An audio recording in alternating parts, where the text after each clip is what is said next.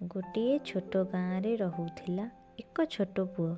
ତାହାର ନାମ ରୋହିତ। ସେ ଆଜି ସକାଳୁ ସକାଳୁ ଖୁସିରେ ଉଠି ପଡ଼ିଥିଲା, କାରଣ ସେ ଭାବୁଥିଲା ଆଜି ସାନ୍ତା କ୍ଲଜ ଆସିବେ, ମୋ ପାଇଁ ଉପହାର ଆଣିବେ।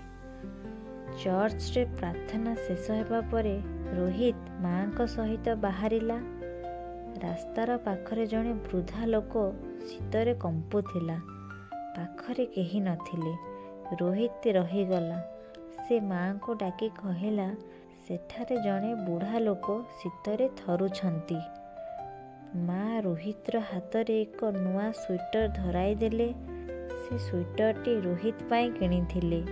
ରୋହିତ ଆଶ୍ଚର୍ଯ୍ୟ ହେଲା, କିନ୍ତୁ ସେ ଆଗକୁ ବଢ଼ି ସ୍ୱେଟରଟି ବୁଢ଼ା ଲୋକଟିକୁ ପିନ୍ଧାଇ ଦେଲା। ବୁଢ଼ା ଲୋକଟିର ଆଖିରୁ ଲୁହ ଝରି ପଡ଼ିଲା। ସେ ବୁଢ଼ା ଲୋକଟି କହିଲା, ପୁଅ, ଆଜି ତୁମେ ମୋ ପାଇଁ ସାନ୍ତା କ୍ଲଜ ହେଲ। ସେହି ମୁହୂର୍ତ୍ତରେ ରୋହିତର ମନରେ ଏକ ଅଜଣା ଖୁସି ଭରିଗଲା। ସନ୍ଧ୍ୟାବେଳେ ଘରକୁ ଫେରି ରୋହିତ ମାଙ୍କୁ ପଚାରିଲା, ମା, ଆଜି ମୋ ଉପହାର କ'ଣ ଥିଲା? ମା ତାକୁ କୁଣ୍ଢାଇ ପକାଇ ଧୀର ସ୍ୱରରେ କହିଲେ, ବାବୁ, ଆଜି ତୁ ଯେଉଁ ଖୁସି ଦେଲୁ ସେଇଟା ହିଁ ସତ୍ୟ ଉପହାର।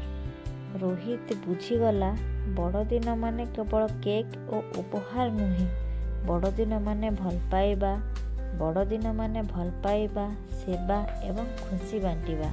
ଯେଉଁଦିନ ଅନ୍ୟର ମୁହଁରେ ହସ ଆଣିପାର, ସେଇ ଦିନ ହିଁ ବଡ଼ଦିନ।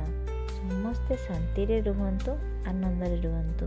ଆପଣଙ୍କୁ ଯଦି এই ଗପଟି ଭଲ ଲାଗୁଛି, ଲାଇକ୍ କରନ୍ତୁ, ସବସ୍କ୍ରାଇବ୍ କରନ୍ତୁ, ସେୟାର କରନ୍ତୁ। ଧନ୍ୟବାଦ।